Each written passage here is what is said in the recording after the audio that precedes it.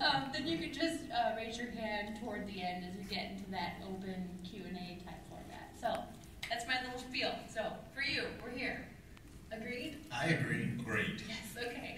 I'm Denise Davis. I'm an author of a video game thriller called The Holders Dominion.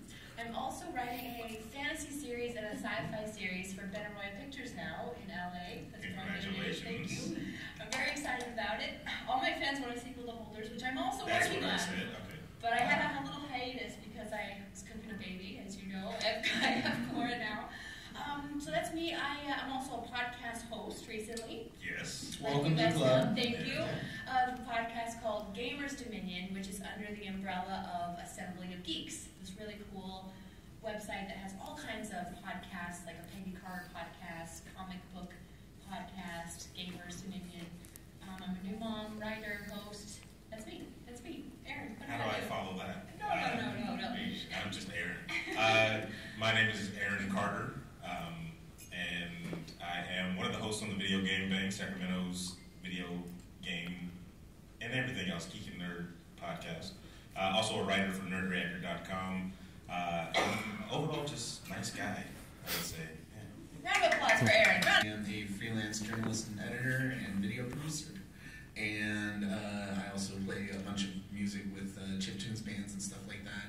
And I do a podcast as well, but it's only slightly video game related sometimes because it's more music related. But if you check out Cartoon Violence has a podcast on iTunes. I was going to try to knock you for saying it's not totally gaming, but music is totally grad, so yeah, it's made up for it. Like a lot of my work has like that cross section of like video games and music because that's what I love. So very cool. Round of applause for Blake. I also am co-founder, co-host of Video Game Bang with Aaron Carter, and I'm the NorCal content coordinator for nerdreactor.com. Just spent a week at E3, so a little beat up. My dogs are barking. That's all. That's it. Okay. Right off the bat is how did you know the video game industry, video games in general, could be not just a hobby but a career? And I think it's a really cool question because there's a lot of people that ask me almost daily, hey, I'm interested in being involved in the video game industry, but I don't know if it's a viable career or if I don't know what to pursue.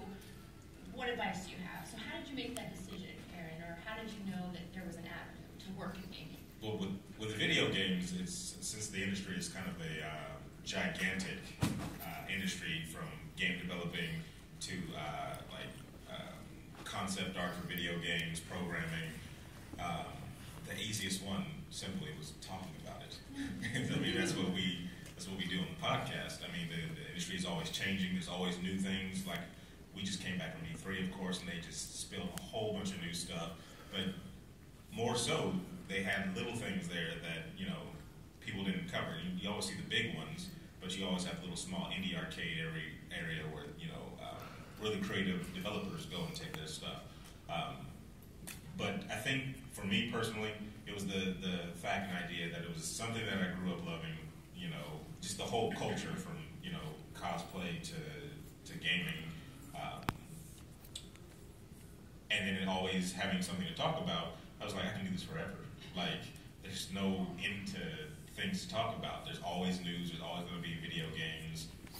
So why not go for that one? And I love that you brought that up, that there's so many avenues, because I've just, being a host now too, I'm interviewing all kinds of developers, and it's so interesting that a video game company today not only needs the concept artists and programmers that we all think of when you think of working in the video game industry, but they also hire, Valve, just told me that they hire psychologists to interview gamers and talk to gamers and find out what bores them, what excites them. So it's crazy that there are places to work in the industry that you wouldn't even, at least I didn't even fathom. Yeah. Blake, what about you? How did you know video game? Who are you waving at, Corey? That's Eddie Villanueva back All right. there, and also a fellow nerd reactor writer. All right, awesome. Round of applause, And Eddie. podcaster. He's a podcaster too, Filmlosophers. Very cool. Yeah. All right, Blake, take it away. So I kind of got into the video game industry in a roundabout way. I mean, I grew up playing video games. I love video games. But I had a friend who would come over and he would always have like the newest game, and he'd be like, "Yeah, I got it from my work. We're reviewing it and having fun." And I was just like, "If there's ever an opening, let me know." And before that, yeah, I was like I just said, I was a picture framer, and I kind of started in the mailroom. Like I would copy and paste cheat codes and like find like I would solicit people to use their like walkthroughs on our sites and stuff like that off of game packs. And then a game came in that nobody wanted to review, and I jumped on that grenade for the team, and just kind of kept going from there. After that, I started. This was at GameRevolution.com. I started up their podcast. I started getting them doing on-camera stuff, on-camera interviews and things like that. And this was right around the turn when like online media started to change and sort of head in that direction. So like I got to kind of see that transition to like where we are now. And yeah, it's like I didn't go to school for journalism or anything like that. I'm just not stupid. So like yeah.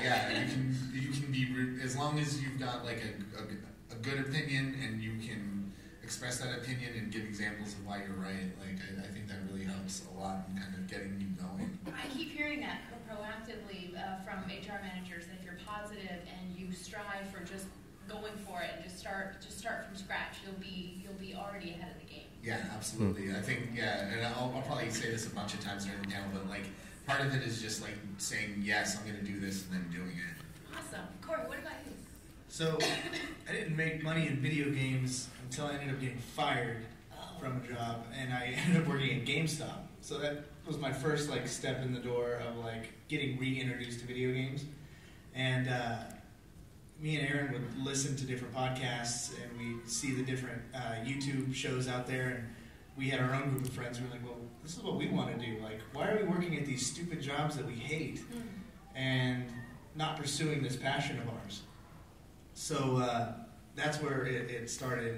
And like he said, it's just all about just going for it 100%. Like that's the one thing we hear about all the time, because we